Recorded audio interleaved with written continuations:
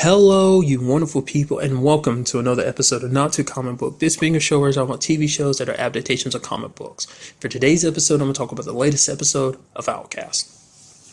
A very good episode of Outcast because we learned so much. Well, first off, let's talk about the fact is that nobody showed up to Anderson's sermon because everyone in town thinks he's nuts and is staying away.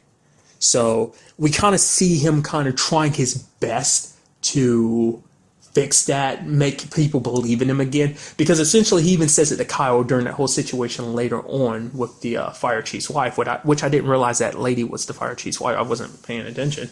But brought up the fact is like, hey, let's do this. If we, free her, it's like then they'll see what I can do and they'll believe in me and they'll come to church on Sundays. It's like, Kyle saw it, like the desperation, just the fact is everyone turned their back on him, even thinking he's crazy, and he's losing it a little bit. I mean, granted, under the circumstances of, the fact is Kyle won't help him, and he's like, these things are abominations, like, why won't you're going to regret it when everything blows up in your faces that you didn't, do something now. You're going to regret it later on. I mean, we even see him basically being fired by other church community people, a deacon or a community deacon or whatever, basically saying like, I'm sorry, you've been relieved of your job. Basically, we're going to find another someone basically to take your place. So it's just like he doesn't have his old job anymore. The whole town looks at him like he's a freak and he's just an idiot.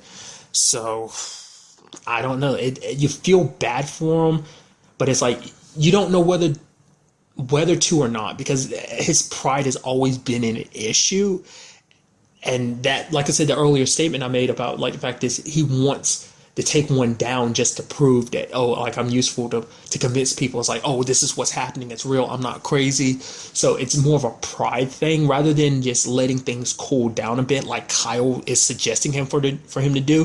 Because instead of being an idiot and kind of playing into Sydney's game last episode and just outing himself like that, you just made people think you were crazy, especially the way you were just showing your wound off and then just acting all hysterical. Most people believe he, did it to himself, especially because you had that little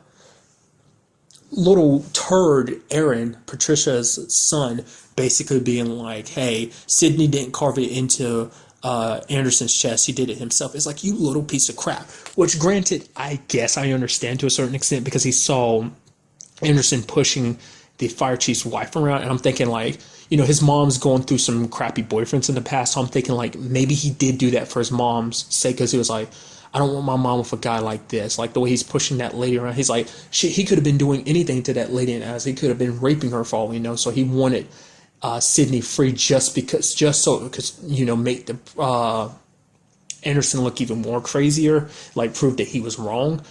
Just because he wants Anderson away from his mom. There was that whole weird interaction between him and his mom when he showed his mom basically the video of the whole incident, like, last night, or not necessarily last night, because I don't know how much time has passed between that episode, last week's episode and this week's episode.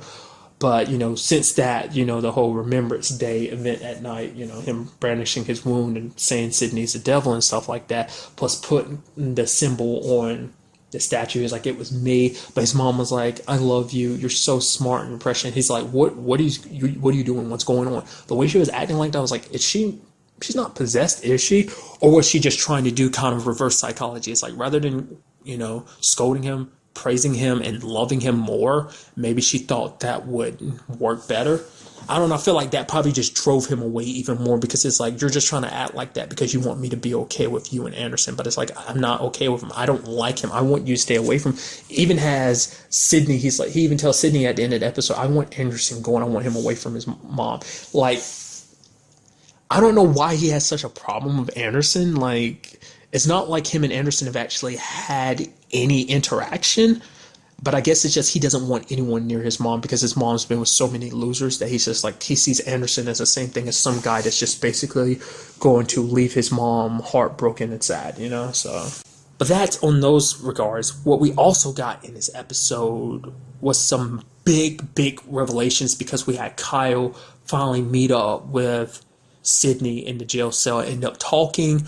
We end up finding out a little bit more about what they are. We actually got a little bit of a look at Sydney's past. We ended up finding out the original person, because it was a question at the beginning of the episode, because we saw it, that he ran a fair or whatever, or he ran a get basically like, oh, you exchange your coins or whatever here and you get a prize. Basically, he ran that at like a carnival or a fair, but it ends up being the fact is he kidnapped children. He took one particular boy from that fair carnival and had him locked up. Was most likely going to kill him. So Sydney wasn't the best person, but it's like, was that before or after he was possessed? And it seems actually that was before he was possessed.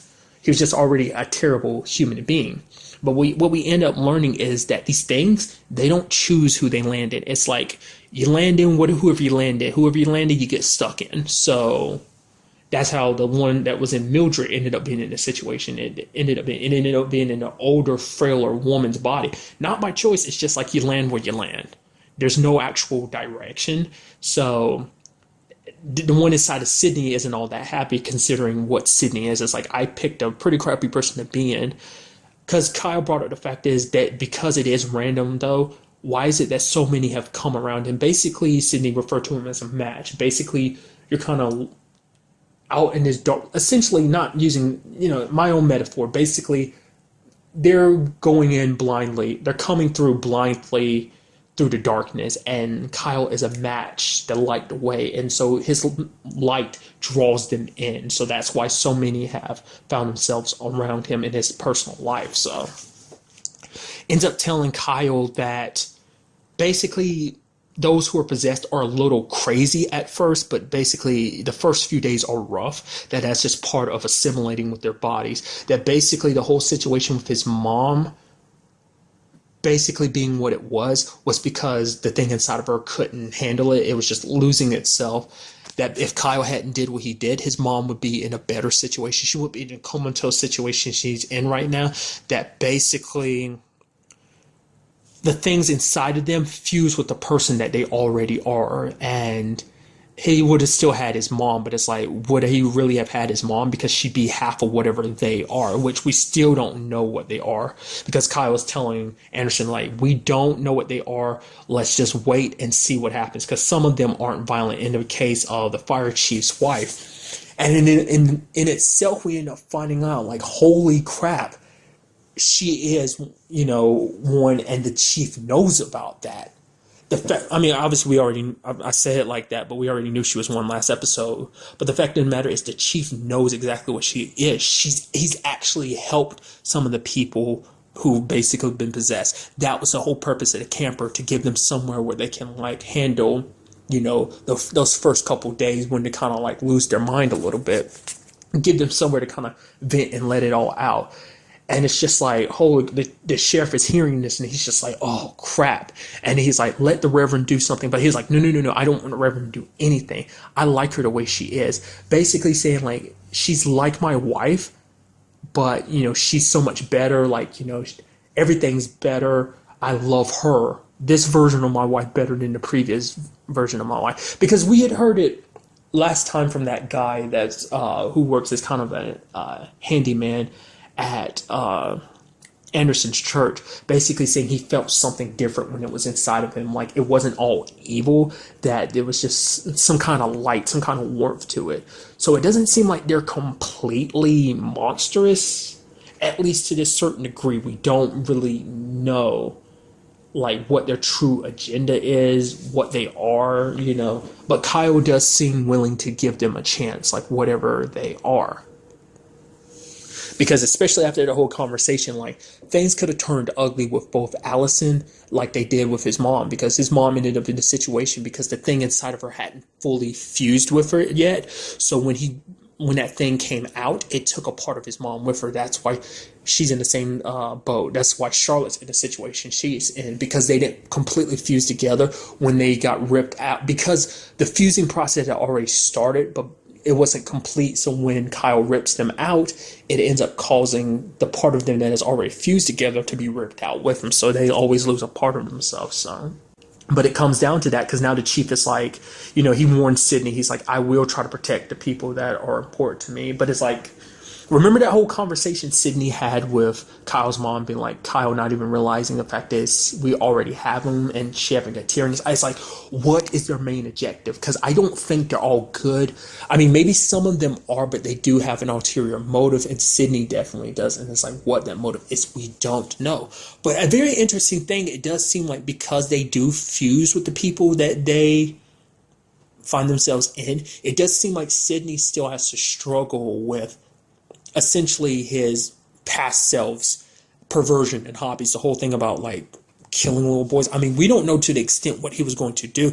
We did see him sharpening knives and everything, but the thing inside of him cut the boy free and told him to run. But while Aaron was there at his house, he was just kind of clenching his fist. He's telling Aaron to leave because he's like, he felt himself kind of slipping back into that. It just seemed like a little bit of that. You know, we already know that they fuse together, but if someone has issues, like if someone's a serial killer or whatever, it seems that when they fuse with the, whatever the thing is, we'll still refer to them as demons for now. When they fuse with them, it causes something inside of them to not completely go away. Like that side of them doesn't completely go away. It stays there. And it seems like the thing is Sydney kind of has to fight back its urges because he's sitting there looking at Aaron the entire time. So I'm very curious to see what he will do, like, because he kind of looks at Anderson as an obstacle, because Anderson kind of is, because Kyle doesn't know what to do in that situation, because he's like, we just have to look, wait, and see. Yes, there's some that have been violent,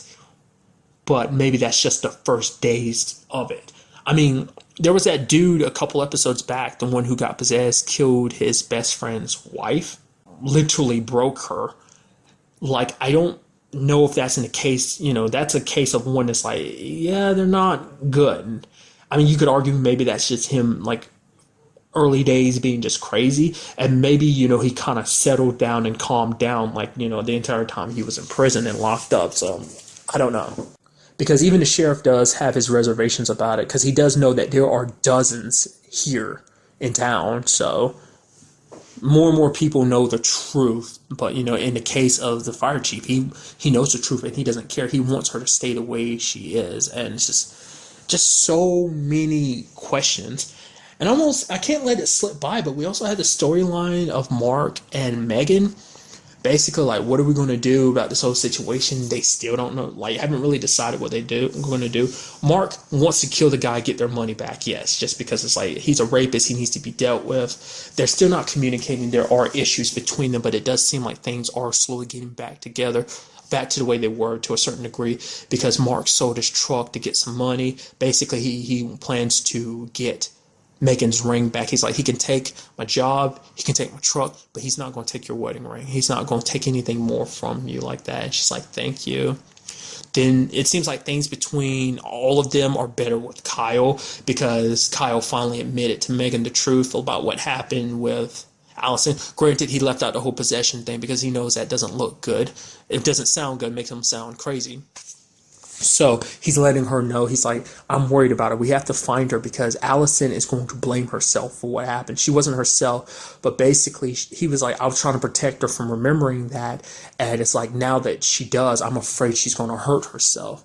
And, you know, Megan hugged him for it. It's just kind of, it's just like, she's got, I think there's a part of her that was happy to be like, oh God, thank goodness to know that my brother isn't a monster beating his wife and his daughter. You know, that makes things, it fills in a lot of gaps, and it just makes her feel better. It seems like Mark believes her, you know, hearing that from Kyle, he believes that because it's like, he was sitting down having dinner with them and it was okay. Mark didn't have any complaints because, you know, Mark is definitely not the biggest fan of Kyle. But the fact is that Amber is there, I guess that kind of solidifies the situation. It's like Allison wouldn't just give Amber back, because if it were really a case of like, oh, Kyle took Amber or whatever, there'd be police involved. So very interested to see where it goes. Well, granted, I don't know, because remember Kyle was like, don't tell Mark.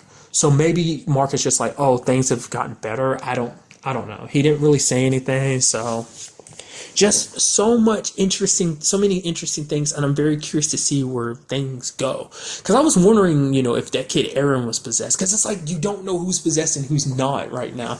I'm thinking he's just being a rebellious douchebag. Like I said, granted, I understand, because he looks at Anderson, he's just some other loser trying to get with my mom, going to end up hurting her at the end of it all. So, you know, he looks at Anderson like that. So I kind of understand why he did the things he did, said the things he said. It's like, oh, even though he saw the truth, he's going to lie and say like Anderson did it to himself. So I'm very curious to see where Anderson goes next episode. Like, because the only person on his side right now is Patricia. Everyone else has pretty much turned their back on him, especially Kyle, because Kyle like got super pissed because Anderson was almost forcing him to rip the thing out of the fire chief's wife. But, you know, he doesn't want to, and now there's a split between them because, like, Anderson's like, no, these things are evil. They need to be cast out. You know, Kyle's still trying to figure everything out with them. I mean, because he doesn't want to make more enemies, because if they can live peacefully, at least for now, it means less danger for his little girl. And I think that's a key factor in all of this.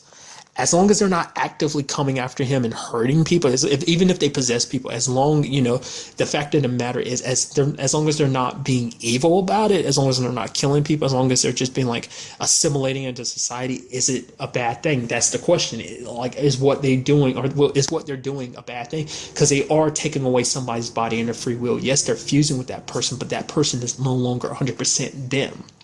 I mean, yes, they fused in together, but it's like how much like that person's consciousness still exists, or is it completely the thing that possessed them? Like, is it completely and 100% in control, even though they fused together, has their memories, their personality, and everything? But is that person's conscious? Does that other person stop existing the moment that thing enters them? That's the question. And it's, you know, is it right? Is it wrong? At this point, we really don't know. Like I said, there's been examples of it being a bad thing, but, you know, an example of Kyle's mom is like they go a little crazy, but that could just be an excuse that Sydney made. I don't know. I feel like that Aaron kid is going to really delve deeper into all this, like, you know, staying with Sydney, because he's like, yeah, he's kind of into, like, he's like, he looks at Sydney as someone who's very rebellious, as someone who is satanic worshiping in a sense, I think. So that's why he's latching onto him, just in any shape or form to contradict his mom and the Reverend, to be everything that they're not, to be against everything that they represent. I think so. I mean, like a typical teenager being rebellious. That's all. So I'm also curious to see what the chief is going to do now that he knows what he knows about. You know, he will never look at people the same way again. It's like, this person possessed? It's like, it's almost impossible to tell. The only way to tell if someone's possessed or not is if Kyle touches them. So I don't know. But a very good episode, and I can't wait to see where the next week's episode takes us. But that's really all I want to talk about in this episode. Till the next time we meet, be happy, be safe, live life to the fullest, and enjoy it. Good day, and goodbye.